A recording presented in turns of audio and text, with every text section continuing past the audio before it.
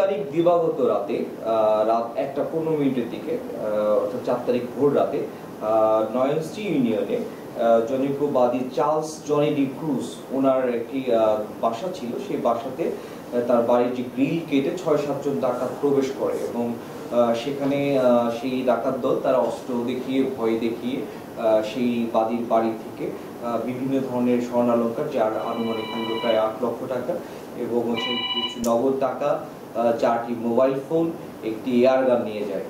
তো এই ডাকাতির ঘটনায় বাদী যখন আমাদের নবাবগঞ্জ থানায় অভিযোগ করে, আমরা দ্রুততম সময়ের মধ্যেই সেই অভিযোগটি আমলে নিয়ে একটি মামলা রুজু করি এবং এই ডাকাতির ঘটনা জানার সাথে সাথে আমাদের ঢাকা জেলার সুযোগ্য পুলিশ সুপার জনাব মোহাম্মদ আসাদুজ্জামান বিপিএম বার্সার তিনি শোনার সাথে সাথে আমাদেরকে একটি তাগিদ দেন যেন দ্রুততম সময়ের মধ্যে এই ডাকাত দলকে আমরা গ্রেফতার করি।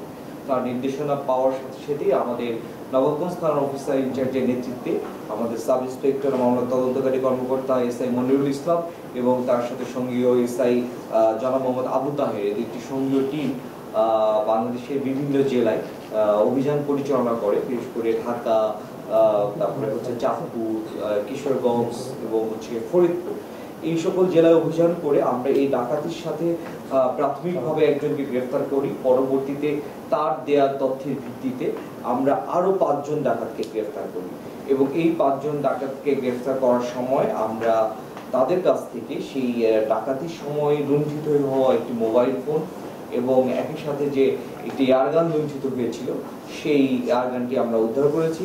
এছাড়া তাদের দেখানো মতে আমরা ডাকাতির কাজে ব্যবহৃত একটি শাবল, একটি স্লাইরেন্স এগুলো উদ্ধার করেছি এবং আমরা এই ডাকাত দলকে জিজ্ঞাসাবাদ করার সময় তারা আমাদেরকে এই ডাকাতি ঘটনার সাথে সত্যতা স্বীকার করে তারা প্রাথমিকভাবে আমাদেরকে স্বীকার করেছে যে তারা এই সম্পৃক্ততার বিষয়ে এবং আমাদেরকে আরো কিছু চাঞ্চল্যকর তথ্য দিয়েছে। সেই তথ্যগুলো আমরা যাচাই করে দেখছি। আমাদের এই ডাকাতি মামলার তদন্তের ক্ষেত্রে আমরা বেশ কিছু চাঞ্চল্যকর তথ্য পেয়েছি। যেমন এই ডাকাত দলটি এরা মূলত ফরিদপুর কেন্দ্রিক, বিশেষ করে যদি আবারও সুনির্দিষ্ট করে বলি সেটা নগরকান্দা, সালতা এই এলাকাগুলো ভিত্তিক ডাকাত দল। এরা এই এলাকায় বিভিন্ন কাজে আসে। দোহার নবাবগঞ্জে অনেক সময় দেখা যায় যে এরা রাজমিস্ত্রি কাজ, পাইলিং এর কাজ, কখনো ভ্যান চালক, কখনো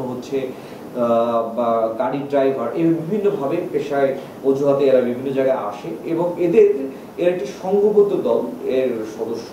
আমরা এদেরকে জিজ্ঞাসাবাদ করে জানতে পেরেছি যে অনেক সময় এদের একজন সদস্য ওই সুনির্দিষ্ট এলাকায় বাসা ভাড়া নিয়ে সেই জায়গাটায় তারা শেল্টার হিসেবে ব্যবহার করে।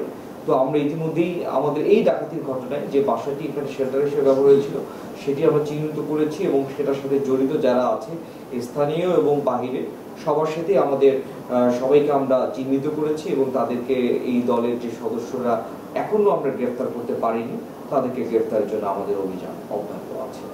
তো আমরা আশা করি খুব শীঘ্রই বাকি যে সদস্যরা আছে তাদেরকে আমরা আইনের আওতায় নিয়ে আসতে পারবো।